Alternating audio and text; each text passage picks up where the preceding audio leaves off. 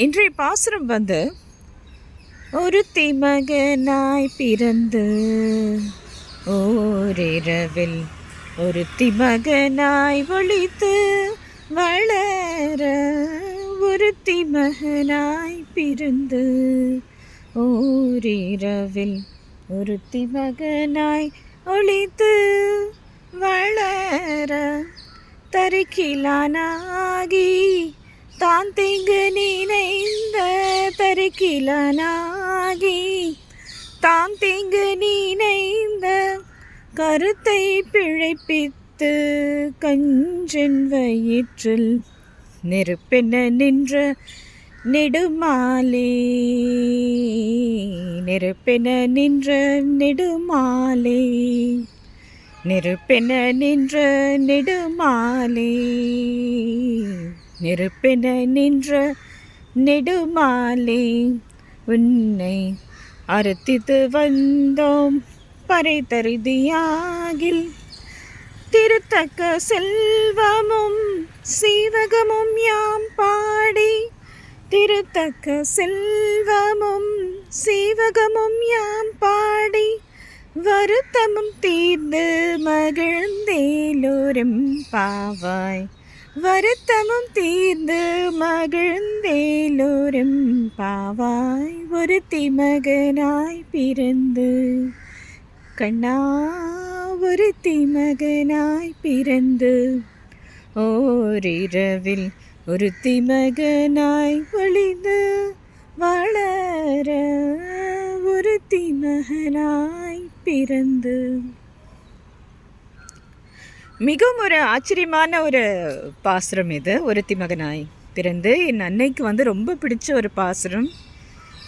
அம்மா இந்த பாசுரத்தை பற்றி நிறையாவே சொல்லியிருக்காங்க. எனக்கு எங்கள் அப்பாவை பற்றியும் சிலதெல்லாம் சொல்லுவாங்க. அவருக்கு ரொம்ப இளம் வயதில் தாயாரை இழந்து விட்டார்கள் அப்பா. ஸோ அதை பற்றியும் அம்மா சொல்லுவாங்க. இதற்கு என்னுடைய சிறிய ஆங்கில விளக்கம். You were born to the most devout Devaki Ma. You grew up with another compassionate Yashoda Ma.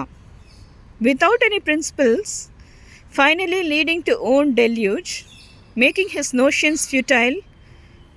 In Kamsa's belly, you were the fire with rage. We sang your glory and gave you garlands. We want musical instruments and small bands. The lovely presence of yours ever desired by Sri. We too want and a refuge for all our misery. இப்போ ஒருத்தி மகனாய் பிறந்து என்று சொல்லும் பொழுதே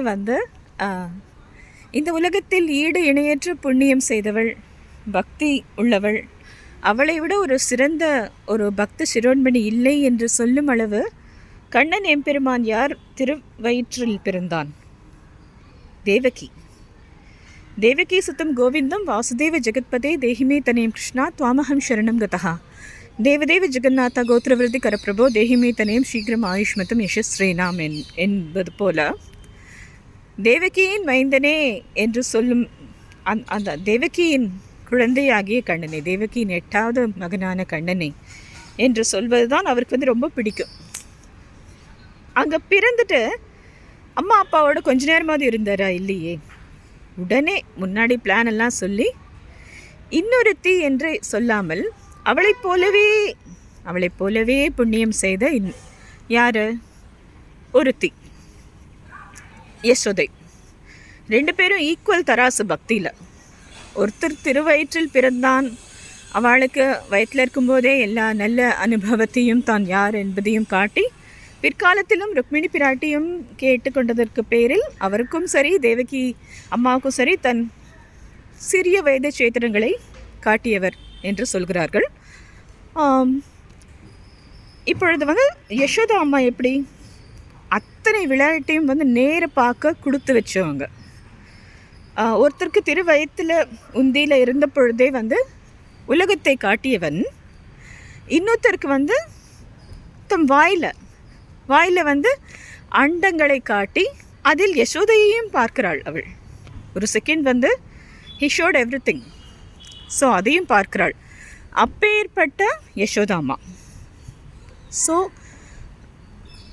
ஒன்று அப்படின்னு சொல்லும் பொழுதே நிகர் இல்லாதது, மற்றொன்று அப்படி இல்லாதது, இன்னுமே அந்த மாதிரி ஒரு வாய்ப்பு கிடையாது என்பதால் ரெண்டுமே வந்து ஒருத்தி என்று சொல்லப்படுகிறது.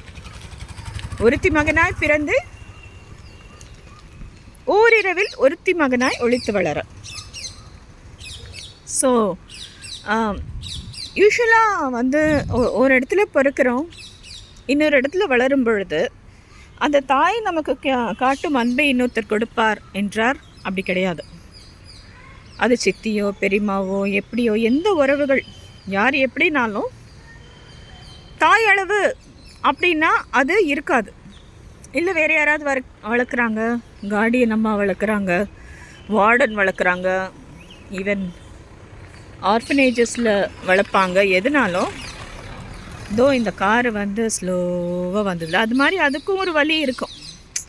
அது வந்து தாய் கொடுக்குற அன்பு போலவும் வராது. இல்லை தாயை கூட சில இடங்களில் அதில் அன்பு கொடுக்க மாட்டாங்க. என்னென்னமோ இருக்குது. இந்த ஜீவாத்மாவுக்கு கிடைக்கக்கூடிய அன்பு வந்து வெவ்வேறு மாதிரி இருக்குது, கஷ்டத்தோடு இருக்குது. ஆனால் வந்து கண்ணனுக்கு கிடைத்த அன்பு எப்படி என்றால் ஒரு இடத்துல அவர் வந்து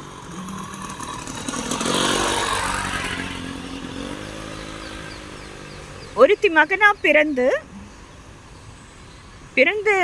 அம்மாவும் அவ்வளோ அன்பு காட்டியவள், வளர்த்த அம்மாவும் அப்படிப்பட்ட அன்பு காட்டியவள். இது வந்து இப்போ நம்ம இந்த காணொலி எவ்வளோ கஷ்டப்பட்டு எடுக்கிறோம், அந்த மாதிரி ஒரு கஷ்டமான விஷயங்க. ஏன்னா வந்து ஒன்று கிடைக்கும், இன்னொன்று கிடைக்காது. ரெண்டுமே கிடைக்க பெற்றவன் கண்ணன். ஏன்னா அவன் எம்பெருமான் என்பதால் அப்படிப்பட்ட அன்பு அவனுக்கு கிடைச்சிது. அவனை பெற்ற அம்மாவும் அவ்வளோ அன்புக்குரியவர், அவனை வளர்த்த அம்மாவும் ரொம்ப அன்புக்குரியவர். அப்படிப்பட்ட ஒருத்தி இனிமே அப்படி கிடையாது. அந்த பாரபட்சம் இல்லாமல் பார்ப்பவர் கிடையாது. அதை வந்து நமக்கு வந்து இயற்கையை எவ்வளோ அழகாக காட்டி கொடுத்தது பார்த்தீங்களா? பார்ஷியாலிட்டி, கஷ்டம், இவங்க வந்து தான் இதுதான் எனக்கு பிடிக்கும், இது என் கோல்டன் சைல்டு, இது மற்றது சரியில்லை, இது சரியில்லை, எல்லா விதமான அன்பு குறைந்த இந்த உலகம். ஜீவாத்மாக்களோட அன்பு வந்து பரமனோட அன்பு மாதிரியும் கிடையாது. பரமன் ஜீவனுக்கு மேலே வச்ச அன்பும், ஜீவன் பரமனுக்கு மேலே வச்ச அன்பும் வந்து ரெண்டுத்துக்குமே வந்து சொல்ல வார்த்தைகளே இல்லை. அது போன்ற அன்பு வந்து ஜீவனுக்கு மேலே வைப்பது என்பது கேள்விக்குறிதான். ஸோ அதையும் நம்ம எடுத்துக்கலாம். இங்கே தரிக்கிலானாகி தான் தீங்கு நினைந்த ஒரு தரம் அந்த இது எதுவுமே ஒரு பிரின்சிபல் கூட ஃபாலோ பண்ணாமல் தனக்கே ஃபைனலாக தீங்கா முடிகிற மாதிரி கஞ்சன் யார்? கம்சன். கருத்தை பிழைப்பித்து கஞ்சன் வயிற்றில் அவன் டெய்லி ஒரு பிளான் போடுறான், டெய்லி ஒரு அசுரன் அனுப்புவான். ஆனாலும் வந்து ஒரு தடவையும் அந்த அசுரன் வந்து குழந்தையை கொல்லாது, குழந்தை தான் அசுரனை கொன்னிடும். ஸோ அவனுடைய கருத்துக்கள் எல்லாத்துலேயும் பிழைப்பித்து அதை வந்து பொய்யா செய்த குழந்தைக்கு என்ன ஆகிடுமோ என்று நந்தகோபர், யசோதை மற்றும் ஏகப்பட்ட கோபிமார்கள் எல்லாருமே வந்து பயந்துட்டுருப்பாங்க. இன்றைக்கி என்ன அசுரம் வருவான், யார் குழந்தை என்ன பண்ண போகிறான் அப்படின்ற பயம். அத்தனை நெருப்பியும் வந்து பகவான் என்ன பண்ணாராம், எல்லாத்தையும் சேர்த்து கஞ்சன் ஆகிய கம்சன் வயத்துக்கே வந்து அந்த நெருப்பை அமிச்சிட்டாராம். அந்த ஆங்ஸைட்டி, அந்த டென்ஷன், அந்த ப்ரெஷர், அந்த சாவு வருமோங்கிற நிலைமை, தான் செய்த அத்தனை பிழைகளுக்கும் வந்து மேலே வந்து பதில் சொல்லணுமேன்ற நிலைமை, சின்ன குழந்தைகளை கொன்ற நிலைமை. கண்ணன் பிறப்பதற்கு முன்னால் அவ்வளவு குழந்தைகள் சகோதரர்கள் தன் உயிரை விட்டார்கள்.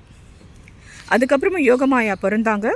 யோகமாயாவையும் அவன் அடிக்க போகும்பொழுது தான் டேய் அப்படின்னு அவங்க சிரித்து கொண்டு சொல்கிறாங்க, உனக்கு யமன் பிறந்தாச்சுடா, உனக்கு யமன் நான் இல்லை, ஆனால் நீ என் காலை தொட்டப்பாரு, இந்த விஷயத்தையும் சொல்கிறேன், அவனை சரண் புகுன்ற மாதிரி யோகமாயாவும் சொல்லி கம்சனுக்கு தான் வந்து மாயா ஆகிய துர்கையையும் பார்க்க முடிந்தது. நெருப்பினன் என்று நெடுமாலை, அவனுக்கு அந்த பயத்தை கொடுத்த நெடுமால். மாலே திருமால் நெடுமால் எல்லாம் ஒரே மீனிங்கில் வரும். உன்னை அறுத்தித்து வந்தோம் பறைத்தருகி ஆகில், உங்களை வந்து நாங்கள் எப்படி சேவித்தோம், அர்ச்சனை பண்ணோம். எங்களுக்கு வந்து பறை என்கிற அந்த இன்ஸ்ட்ருமெண்ட் மியூசிக்கல் இது வந்து நீங்கள் கொடுக்கணும். அப்புறம் சின்ன அர்ச்சனை பொருட்கள் தரணும், பூஜைக்கான சிறிய சிறிய விசிறிகள் தரணும். அதுக்கப்புறம் யமுனை நதிக்கிட்ட நாங்கள் பூஜை பண்ணணும். அர்த்தித்து வந்தோம். பறை தருதியாக திருத்தக்க செல்வமும் சேவகமும் யாம் பாடி திருவாகிய ஸ்ரீ லக்ஷ்மி பிராட்டி விரும்பும் செல்வம். என்ன செல்வம்? அவனுடைய ப்ரெசன்ஸ். லக்ஷ்மி பிராட்டி என்ன பண்ணுவாங்க, எப்போவுமே வந்து அவரை விட்டு நகராமல் இருப்பார்கள். அவருடைய அன்பை வந்து ஒரு நிமிஷம் கூட ஒரு க்ஷணம் கூட மிஸ் பண்ணாதவங்க லக்ஷ்மி பிராட்டி. ஸோ தக்க அந்த செல்வமும் எங்களுக்கும் மோட்ச சாம்ராஜ்யமும் சேவகமும் யாம் பாடி உனக்கு சேவை செய்யும் அந்த நேரமும் அந்த கைங்கரிய அனுபவம் அதுவும் கிடைக்கும்படி யாம் பாடி வருத்தமும் தீர்ந்து மகிழ்ந்தேலோர் எம்பாவா. இவ்வளோ நாள் இது பண்ணிகிட்ருக்கோம்ல, சின்ன குழந்தைகளாகிய நாங்கள் என்ன பண்ணுறோம், பாவை நோன்பு இருக்கோம். அதனால் எங்கள் வருத்தம்லாம் போச்சு. நாங்கள் உள்ளூர இன்னர் ஸ்ட்ரென்த், இன்னர் ஹாப்பினஸ் எங்களுக்கு கிடச்சிருக்கு. திருத்தக்க செல்வமும் சேவகமும் யாம் பாடி வருத்தமும் தீர்ந்து மகிழ்ந்தேலோர் எம்பாவா. எங்களுடைய வருத்தமும் போச்சு, நாங்கள் சந்தோஷமாக இருக்கோம். இப்படி எல்லாம் எங்களுக்கு அருளும் கண்ணன் எம்பெருமானே. நீ யார்? உலகத்துலேயே உனக்கு கிடைச்சது யாருக்குப்பா கிடைக்கும்? கொஞ்சம் கூட தோஷமில்லாத பார்வையுடைய பெற்ற தாய், தோஷமில்லாத பார்வையுடைய வளர்த்த தாய், இது யாருக்குப்பா கிடைக்கும்? இந்த உலகத்தில் வந்து ஒரு தாய் அன்புங்கிறது இருக்கிறதுலேயே கஷ்டமான விஷயம் கிடைக்கிறது.